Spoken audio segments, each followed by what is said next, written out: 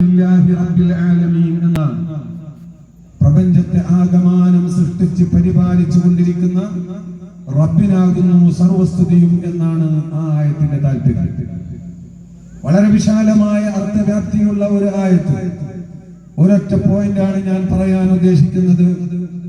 അവിടെ പ്രപഞ്ചത്തെ സംബന്ധിച്ച് അല്ലാഹു പ്രയോഗിച്ചത് ആലമീൻ എന്നാണ്. ആലമീൻ എന്ന് പറഞ്ഞാൽ മാസിവല്ലാഹ്, അല്ലാഹു അല്ലാത്തതെല്ലാം പ്രപഞ്ചമാണ്. അത് വിവിധ ഇനങ്ങളുണ്ട്, അതുകൊണ്ട് ബഹുവചനമായി പ്രയോഗിച്ചു എന്ന് പറയാം. വേറെയും വ്യാഖ്യാനങ്ങളുണ്ട്. എന്നാൽ ഈ ആലമി എന്ന് പറയുന്നത്, അലമി എന്ന് പറയുന്ന ധാതുവിൽ നിന്നാണ് അതിന്റെ വരവ്, അതിനെ പിടിക്കപ്പെട്ടിട്ടുള്ളത്. അതിന്റെ ഒറിജിൻ, അതിന്റെ മസ്തർ, അതിന്റെ ധാതു അലമാണ്. അലമെന്ന് പറഞ്ഞാൽ അടയാളം എന്നാണ്.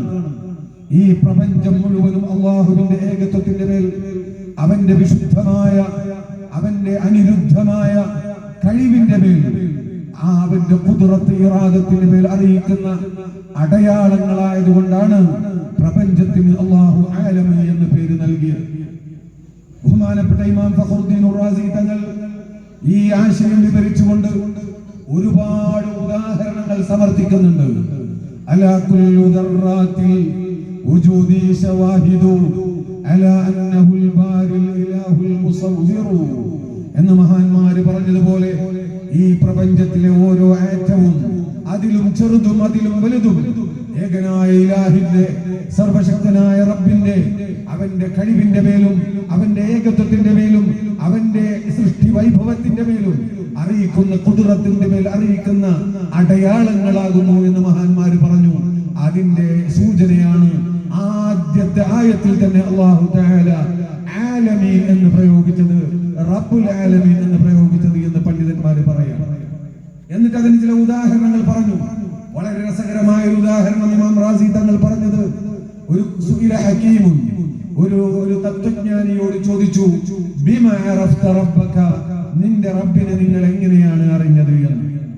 നിങ്ങളുടെ റബ്ബിനെ, നിങ്ങളെ പടച്ച റബ്ബിനെ നിങ്ങൾ എങ്ങനെയാണ് അറിഞ്ഞത് എന്ന് ചോദിച്ചപ്പോൾ അദ്ദേഹം പറഞ്ഞ മറുപടി, ബിനഹ്ലത്തിൻ, ഒരു തേനീച്ചയെ കൊണ്ടാണ്. ഞാൻ ഇങ്ങനെ ആലോചിച്ചു, തേനീച്ചയുടെ കാര്യത്തിൽ ഒരു ചെറിയ ജീവി, എത്ര ചെറിയ ജീവിയാണ്. ആ ചെറിയ ജീവിയിൽ നിന്ന് അല്ലാഹു സുബ്ഹാനഹു വ തആല ഫീഹി ശിഫാഉൻ ലിന്നാസ്, ജനങ്ങൾക്ക് അതിൽ ശിഫയുണ്ടെന്ന് പറഞ്ഞ ആ തേൻ ആയിരക്കണക്കിനല്ല ലക്ഷക്കണക്കിന് പൂക്കളുകളിൽ ചെന്നിരുന്നു കൊണ്ട് വളരെ അത്ഭുതകരമായി നമുക്ക് നൽകുന്ന ആ തേൻ നിർമ്മിക്കാൻ മാത്രം പാകപ്പെട്ട ഒരു ഫാക്ടറി ഈ ചെറിയ ജീവിയുടെ ഉള്ളിൽ സംവിധാനിച്ച റബ്ബ്, ആ റബ്ബിനെ സംബന്ധിച്ച് അറിയാൻ ഞാൻ എങ്ങോട്ടാണ് പോകേണ്ടത്? എന്നിട്ട് അദ്ദേഹം ഒന്നുകൂടെ പറഞ്ഞു, ഈ തേനീച്ചയ്ക്ക് രണ്ട് കൊമ്പുണ്ട്, രണ്ട് ഇതളുകളുണ്ട്. ഒരു കൊമ്പിലൂടെ തേന് വരികയുള്ളൂ, മറ്റൊരു കൊമ്പിലൂടെ വിഷമാണ് വരുന്നത്. ആ കൊമ്പിലൂടെയാണ് നമ്മെ കുത്തിയതെങ്കിൽ വിഷം വരും, അവിടെ വന്ന് വീർക്കും, അവിടെ വേദനിക്കും. ഈ ഒരു ജീവിയുടെ ഈ ഉള്ളത്തിൽ, ഈ അതിന്റെ ഉള്ളിൽ ഈ രണ്ട് ഫാക്ടറികൾ, ഈ നല്ല മനോഹരമായ, സമൂഹത്തിന് ഉപകാരപ്പെടുന്ന, എല്ലാവരും അംഗീകരിക്കുന്ന തേനിന്റെ ഫാക്ടറിയും മറ്റൊരു ഭാഗത്ത് വിഷത്തിന്റെ ഫാക്ടറിയും നിർമ്മിച്ചു എന്ന് മാത്രമല്ല, അത് പുറത്തു വരാൻ രണ്ട് കൊമ്പ്, രണ്ട് ഇതളുകൾ അല്ലാഹു സുബ്ഹാനഹു വ തആല ആ ചെറിയ ജീവിയിൽ സംവിധാനിച്ചു എന്ന് മാത്രമല്ല, ഒന്നുകൂടെ ഇമാം റാസി തങ്ങൾ പറയുകയാണ്, വൽ അസലു മഗ്ലൂബുൽ ലസഅ, അസൽ എന്ന് എഴുതിക്കൊണ്ട് തിരിച്ചു വായിച്ചാൽ ലസഅ എന്ന് വായിക്കാൻ പറ്റും. അസൽ എന്ന് പറഞ്ഞാൽ തേൻ എന്നാണ്, ലസഅ എന്ന് പറഞ്ഞാൽ വിഷം എന്നാണ്. നിങ്ങൾ വായിച്ചു നോക്കുക, അസലുൻ എഴുതി വായിച്ചു നോക്കുക, അസല തിരിച്ചു വായിച്ചാൽ ലസഅ എന്ന് വായിക്കാൻ കഴിയും. ഇவ்விധത്തിൽ ഇത്ര അത്ഭുതകരമായി അതിന്റെ നാമത്തിൽ പോലും ഇത്രമേൽ അത്ഭുതം സൃഷ്ടിച്ച റബ്ബിന്റെ മേൽ അറിയിക്കുന്ന ദൃഷ്ടാന്തങ്ങളല്ലേ ഇവിടെയുള്ള ഓരോ മടൽ തരിയുമെന്ന് ആ മഹാന്മാര് പറയുകയാണ്. ഇങ്ങനെ ഒരുപാട് ഉദാഹരണങ്ങൾ പറയുന്നുണ്ട്.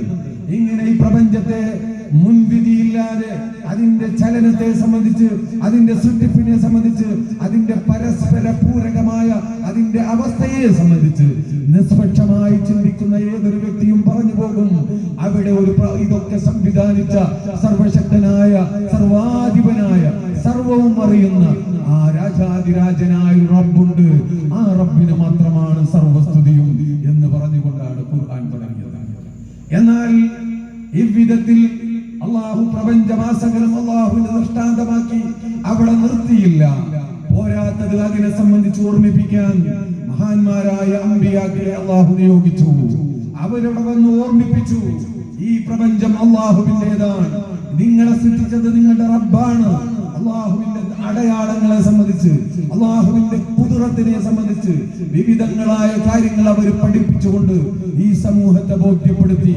പോരാത്തതിന് അള്ളാഹുവിനെ നേരിൽ കാണാൻ ഈ ഭൂമുഖത്ത് മനുഷ്യന് സാധ്യമല്ല. അവന്റെ കണ്ണ് അതിന് അശക്തമാണ്. പക്ഷേ അവന്റെ ഖൽബ് കൊണ്ട് റബ്ബിനെ കാണാൻ കഴിയും.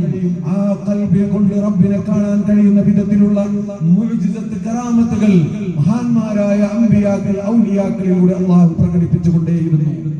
അതും ആയാത്തുകളാണ്. മൂസാ നബി അലൈഹിസ്സലാത്തു വസ്സലാം തന്റെ സൈന്യവുമായി അവരെ രക്ഷപ്പെടുത്താൻ വേണ്ടി നടന്നു പോകുന്നു. ആ സമയത്ത് ചെങ്കടൽ മുന്നിലാണ്, അങ്ങോട്ട് കടക്കാൻ സാധ്യമല്ല. വലിയ സമുദ്രസമാനമായ വെള്ളമാണ് മുന്നിൽ. പിന്നിലോ ജുനൂദു ഫിർഔനിന്റെ സൈന്യം പിന്നിലാണ്. ശൈത്താനിന്റെയും കടലിന്റെയും ഇടയിൽപ്പെട്ടു എന്ന് പറയുന്നത് പോലെ ഇന്നാ ലമുദ്റകൂൻ ഖാല അസ്ഹാബു മൂസാ, മൂസാ നബി അലൈഹിസ്സലാത്തു വസ്സലാമിന്റെ അനുയായികൾ പറഞ്ഞു, ഇന്നാ ലമുദ്റകൂൻ, മൂസ നമ്മൾ പെട്ടല്ലോ എന്ന് പറഞ്ഞു അലൈഹിസ്സലാം. ആ സമയത്ത് മഹാനായ മൂസാ നബി അലൈഹിസ്സലാത്തു വസ്സലാം കല്ലാ, ഇല്ല നമ്മൾ പെട്ടിട്ടില്ല, ഇന്ന മഅ റബ്ബി, എന്റെ കൂടെ എന്റെ റബ്ബുണ്ട്, പിന്നെ എങ്ങനെ പെടാനാണ് എന്ന് പറഞ്ഞ് തന്റെ കയ്യിലുള്ള വടിയെടുത്ത് ബിസ്മില്ലാഹിർ റഹ്മാനിർ റഹീം എന്ന് പറഞ്ഞുകൊണ്ട് ആ സമുദ്രത്തിൽ ഒരു അടിയടിച്ചപ്പോൾ സമുദ്രം പിളർന്നു. ഫകാന കുല്ലു ഫിർഖിൻ കത്തൗദിൽ അദീം, രണ്ട് ഭാഗത്തേക്ക് വെള്ളം മാറി നിന്നു. ഓരോ ഭാഗത്തുള്ള വെള്ളവും പർവ്വതം കണക്കെ ഇങ്ങനെ ഉയർന്നു നിൽക്കുകയാണ്. ആരാണ് അവിടെ കെട്ടിവെച്ചത്? അല്ലാഹുവിനല്ലാതെ അറിയില്ല. ഇത് കണ്ടു നിൽക്കുന്ന ഒരു മനുഷ്യന്, ബുദ്ധിയുള്ള മനുഷ്യന് റബ്ബിനെ കാണാൻ ഇനി എവിടെയെങ്കിലും പോകണോ?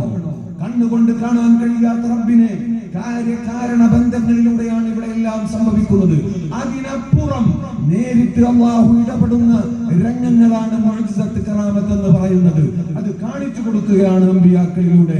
ഇത് കണ്ട മൂസാ നബി ഒന്നും ചെയ്തിട്ടില്ല, ബിസ്മില്ലാ എന്നൊരു പദം പ്രയോഗിച്ചു, ഒരടി അടിച്ചു, ആ സമുദ്രം പിളർന്നു, അവരങ്ങോട്ട് കടന്നു. മൂസാ നബിയും സംഘവും അങ്ങോട്ട് കടന്നു. തിരിച്ച് പിന്നിലുള്ള ഫിർഔനിന്റെ സംഘം വന്നപ്പോ അവർ മുങ്ങിപ്പോയി. ഇത് കണ്ടു നിൽക്കുന്ന ആൾക്കിനെ അള്ളാനെ കാണാൻ എവിടേക്കും പോകണോ? ഈ വിധത്തിൽ ഹൃദയത്തിന്റെ കണ്ണുകൊണ്ട് അള്ളാഹുവിനെ കാണിച്ചു തരുന്ന മുഅ്ജിസത്തുകൾ മഹാന്മാരായ അമ്പിയാക്കളുടെ ഒരുപാട് മുഅ്ജിസത്തുകൾ ഖുർആനിൽ പറഞ്ഞു.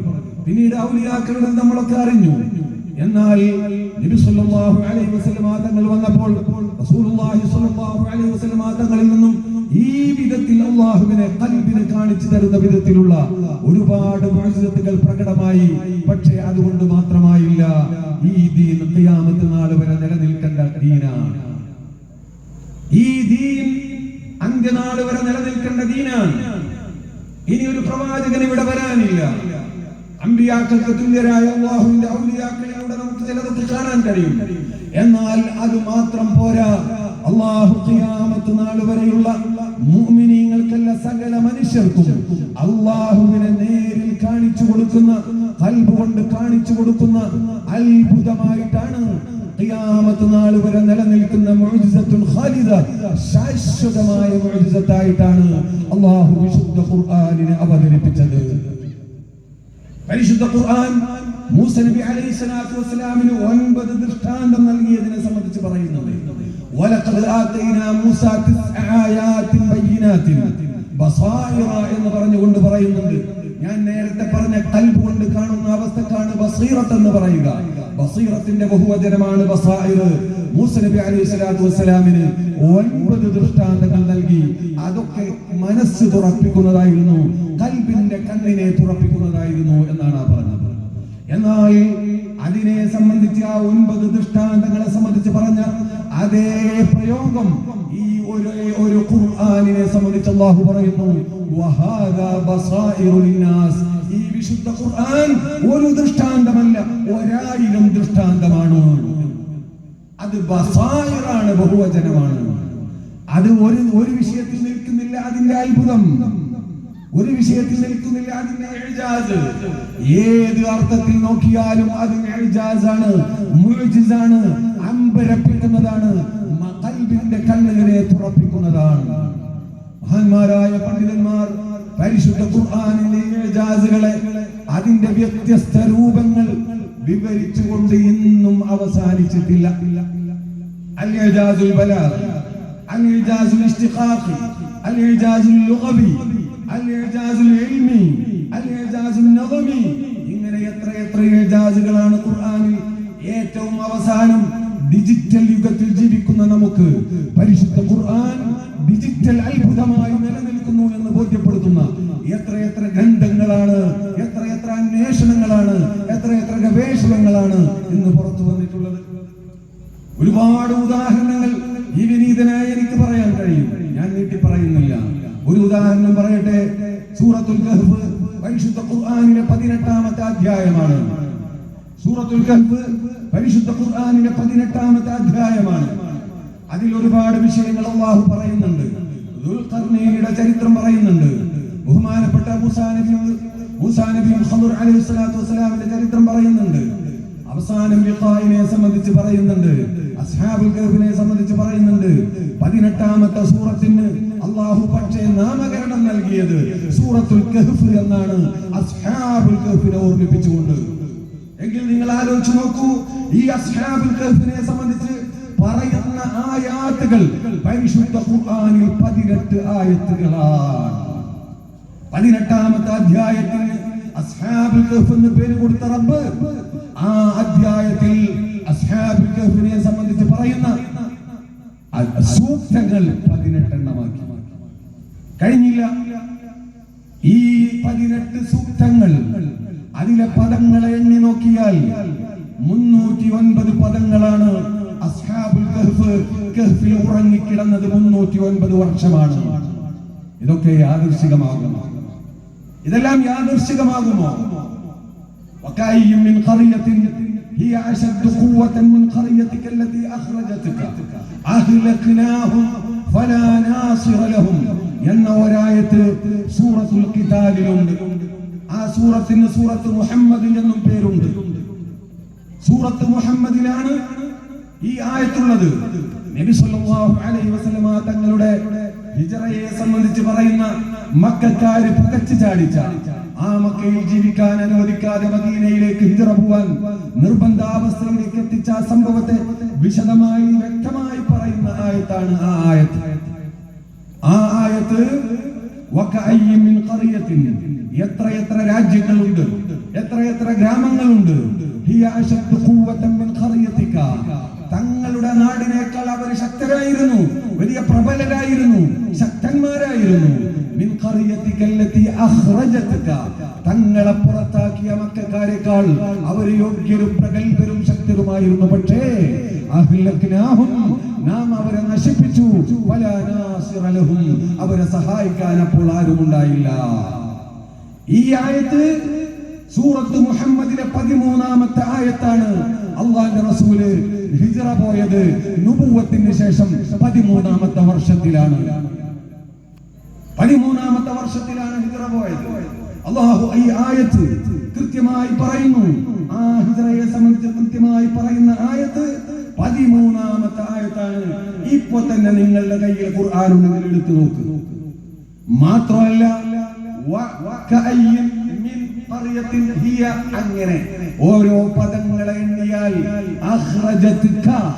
തങ്ങളെ പുറത്താക്കി എന്ന് പറയുന്ന ആ 13ാമത്തെ അക്ഷരമാണ്, 13ാമത്തെ കലിമത്താണ്. സുബ്ഹാനല്ലാഹ്. മാത്രമല്ല ആ ആയത്തിലെ ആകെ അക്ഷരങ്ങൾ 53 അക്ഷരമാണ്. ഹിജ്റ പോകുന്ന സമയത്ത് അല്ലാഹുവിന്റെ റസൂലിന് 53 വയസ്സാണ്. ഈ വിധത്തിന്റെ ഈ ഡിജിറ്റൽ യുഗത്തിൽ എല്ലാം നമ്പർ ബേസ് ചെയ്തിട്ടാണല്ലോ. ഈ ഡിജിറ്റൽ യുഗത്തിലും പരിശുദ്ധ ഖുർആൻ തല ഉയർത്തി നിൽക്കുന്നതിന്റെ നേർക്കാഴ്ചയുടെ ഏതാനും ഉദാഹരണങ്ങളാണ് ഞാൻ നിങ്ങളുടെ മുന്നിൽ വെച്ചത്. ഈ വിധത്തിൽ പരിശുദ്ധ ഖുർആനിന്റെ ഓരോ പദപ്രയോഗങ്ങൾ, ഓരോ വിഷയങ്ങളും വസീഖ الذين اتقوا ربهم الى الجنه زمرا ഹത്താ ഇദാ ജാഊഹാ വഫുതിഹത് അബ്വാബുഹാ. അവിടെ വാവുണ്ട്. തൊട്ടടുത്ത് പറയുന്നുണ്ട് നരകക്കാരെ സംബന്ധിച്ച് അവിടെ വാവില്ല. ചിലപ്പോ ഇങ്ങനെ ആ ഒരു ഇവിടെ വാവ് കൂടിപ്പോയതാണോ അല്ല അവിടെ വാവ് കുറഞ്ഞു പോയതാണോ എന്ന് നമുക്ക് സംശയം തോന്നുന്നു. അവിടെ വാവ് വന്നിരുന്നെങ്കിൽ അർത്ഥം ആകെ മാറുമായിരുന്നു. ഇവിടെ വാവ് ഇല്ലായിരുന്നെങ്കിൽ പരിശുദ്ധ ഖുർആനിൽ വൈരുദ്ധ്യമുണ്ടെന്ന് പറയേണ്ടി വരുമായിരുന്നു. ഞാൻ അതിന്റെ വിശദീകരണത്തിലേക്കൊന്നും കടക്കുകയല്ല. ഇவ்விധത്തിൽ മഹാത്ഭുതമായി നിൽക്കുന്ന വിശുദ്ധ ഖുർആനിനെ യഥാവിധി മനസ്സിലാക്കുക എന്ന ഒരൊറ്റ കാര്യമാണ് ഇന്ന് നമ്മുടെ ഈമാനിനെ സംരക്ഷിക്കാൻ നമ്മുടെ മുന്നിലുള്ളത്. വേറെ മാർഗങ്ങളിലേക്ക് പോയിട്ട് കാര്യമില്ല. ഖൽബ് കൊണ്ട് അല്ലാഹുവിനെ കാണുന്ന മഹാത്ഭുതങ്ങളെ വിശുദ്ധ ഖുർആനിൽ നിന്ന് കണ്ടെടുത്തുകൊണ്ട് അതിനെ സമൂഹത്തിന് സമർപ്പിക്കുന്ന പ്രഗത്ഭരായ പണ്ഡിതന്മാർ ഇവിടെ ഉണ്ടാവുകയും അതിന് അവസരം ഉണ്ടാവുകയും ചെയ്യുക എന്നതാണ് ഇന്ന് ഈമാൻ സലാമത്താകാനുള്ള ഏറ്റവും പ്രധാനപ്പെട്ട മാർഗം.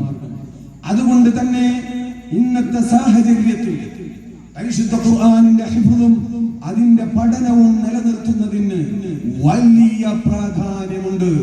എല്ലാ ഭാഗത്തു നിന്നും നമ്മുടെ ഈമാനിനെ, നമ്മുടെ അടുത്ത തലമുറയുടെ ഈമാനിനെ നശിപ്പിക്കാൻ കിണഞ്ഞ് ശ്രമിച്ചുകൊണ്ടിരിക്കുന്ന ഈ കാലഘട്ടത്തിൽ എന്റെ പ്രിയമുള്ള മുഅ്മിനീങ്ങളെ, നമ്മുടെ ഈമാൻ എന്ന് പറയുന്ന ഈ വിലമതിക്കാത്ത മുത്ത് അത് നമ്മിൽ നിന്ന് നഷ്ടപ്പെടാതെ നമ്മുടെ അടുത്ത തലമുറക്ക് നമുക്ക് നമ്മുടെ പൂർവികർ പകർന്നു തന്നതുപോലെ നമ്മുടെ മക്കൾക്ക് പകർന്നു കൊടുക്കണമെങ്കിൽ പരിശുദ്ധ ഖുർആനിന്റെ ആഴങ്ങൾ അറിഞ്ഞ പണ്ഡിതന്മാർ ഇവിടെ ഉണ്ടാവണം.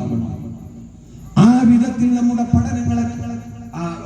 പഠന സമ്പ്രദായത്തെ നാം വിപുലീകരിച്ച് അതിനനുസരിച്ച് സെറ്റ് ചെയ്ത് കൊണ്ടുവരണം.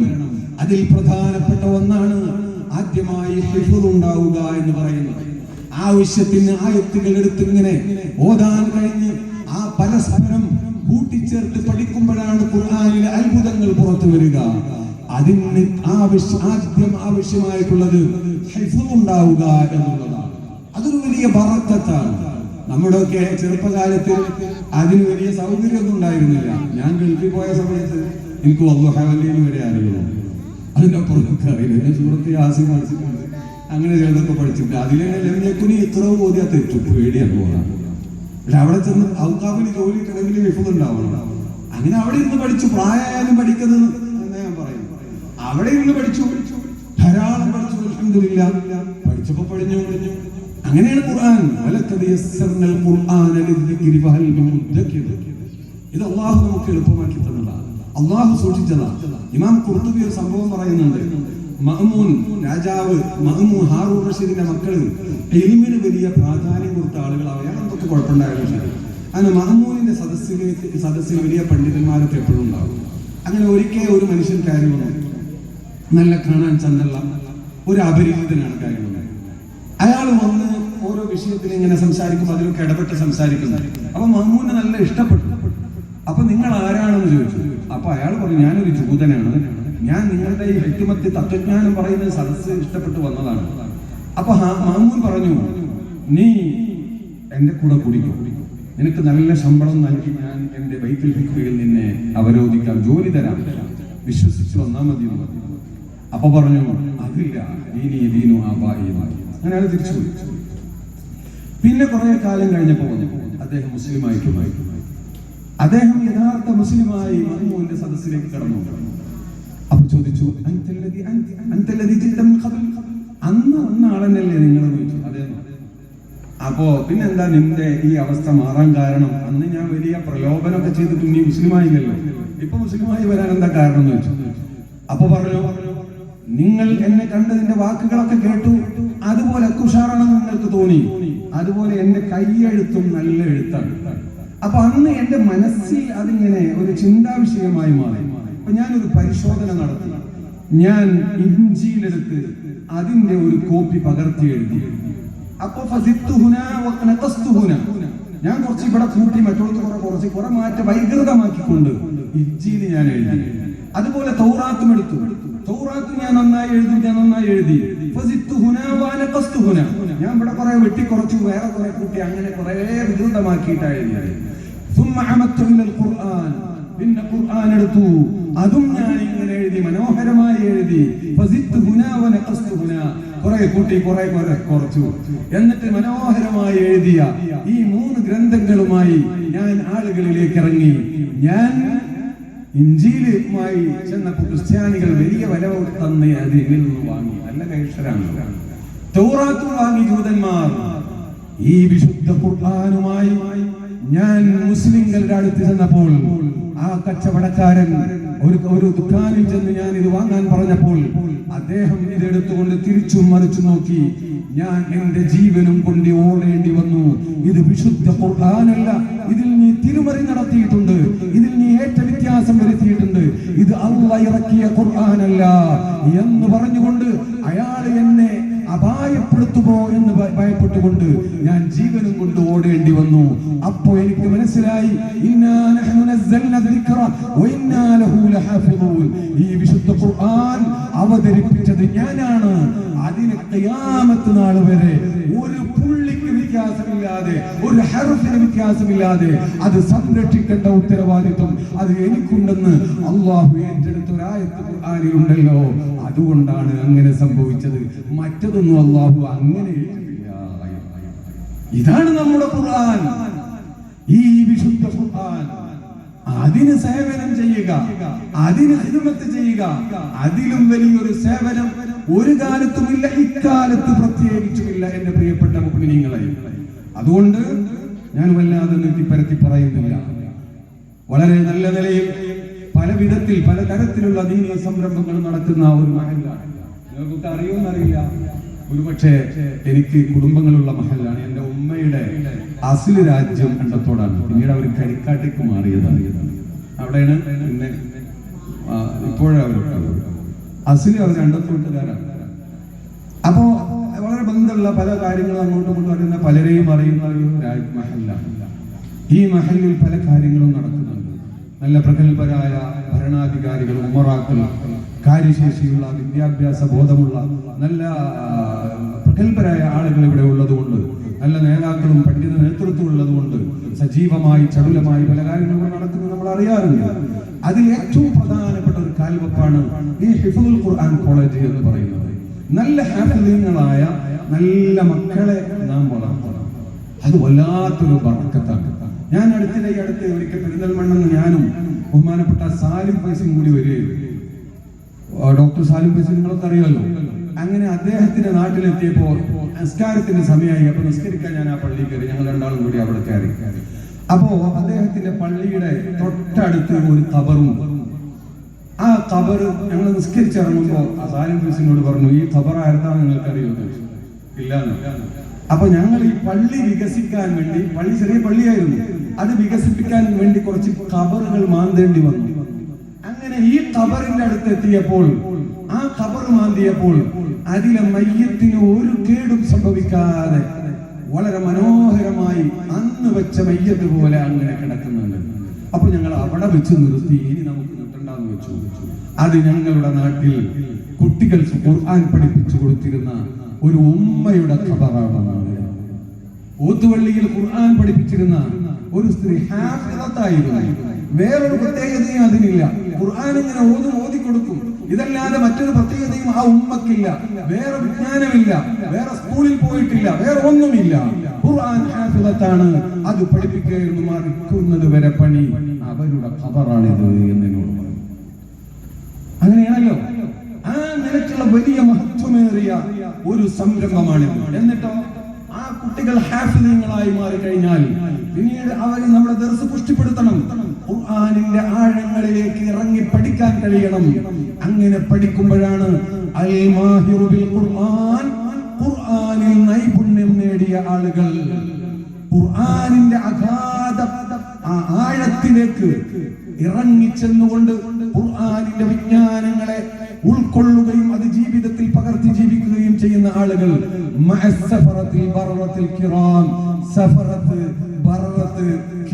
എന്നൊക്കെ ചില മലക്കുകളുടെ പേര് നമ്മൾ പഠിച്ചിട്ടുണ്ടല്ലോ. അവരുടെ കൂടെയാണ് ഇവന്റെ സ്ഥാനം. അല്ലാഹുവിന്റെ റസൂൽ സ്വല്ലല്ലാഹു അലൈഹി വസല്ലം. ആ നിലക്ക് ഖുർആൻ പഠിച്ച മക്കൾ ഉണ്ടാവണം. അവരുടെ സ്ഥാനം മലക്കുകൾക്കൊപ്പമാണെന്ന് അള്ളാന്റെ റസൂൽ പറഞ്ഞതാണ്. വല്ലദീ യഖറഉൽ ഖുർആന വയതതഅതഉ ഫീഹി വഹുവ അലൈഹി ശാഖ്.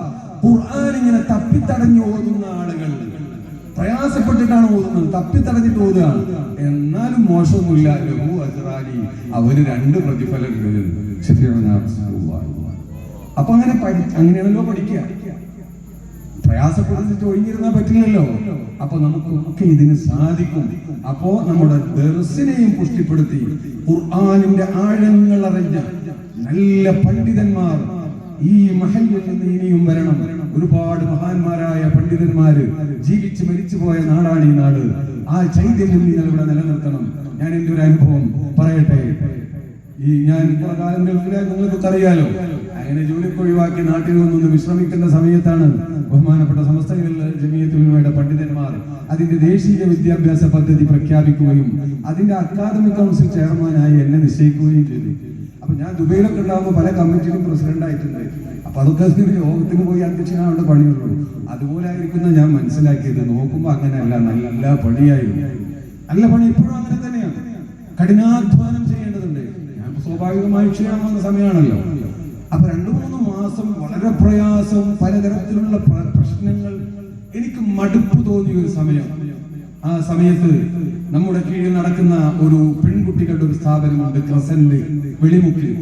ഏകദേശം 100-200ഓളം 180-ലധികം വിദ്യാർത്ഥിനികൾ അവിടെ പഠിക്കുന്നുണ്ട്. 10ാം ക്ലാസ് കഴിഞ്ഞ വിദ്യാർത്ഥിനികൾ. ആ കുട്ടികൾ കുറച്ച് പ്രയാസപ്പെട്ടാണ് അന്ന് അവിടെ താമസിക്കുന്നത്. പെട്ടെന്ന് ഉണ്ടാക്കേണ്ടി വന്നതാണ്. ഒരുപാട് പ്രയാസങ്ങൾ ഉണ്ടായപ്പോ നമ്മൾ ആ കുട്ടികൾക്ക് ഒരു ഓറിയന്റേഷൻ ക്ലാസ് കൊടുത്തിട്ട് അപ്പൊ കുട്ടികൾ കാര്യങ്ങളൊക്കെ തുറന്നു പറയാൻ തുടങ്ങി. കുറെ കാര്യങ്ങൾ അവർ തുറന്നു പറഞ്ഞ കൂട്ടത്തിൽ പല പ്രയാസങ്ങൾ പറഞ്ഞവരുണ്ട്. മോശപ്പെട്ട പ്രവർത്തനങ്ങളിലേക്ക് പോയത് തുറന്നു പറഞ്ഞവന് നമ്മൾ പരിഹാരം നിശ്ചയിച്ചു കൊടുത്തു. എന്നാൽ 7 പെൺകുട്ടികൾ അവര് പറഞ്ഞു, ഞങ്ങൾ അല്ലാഹുവിന്റെ റസൂലിന്റെ സ്വപ്നം കണ്ടിട്ടുണ്ട്.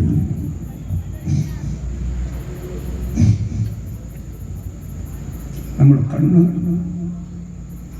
നിറഞ്ഞു പോയ സമയം 10 മുതൽ 11 മുതൽ +1 +2 ഡിഗ്രി 3 വർഷം ഈ പ്രായത്തിലുള്ള മക്കളാണ് പറയുന്നത്.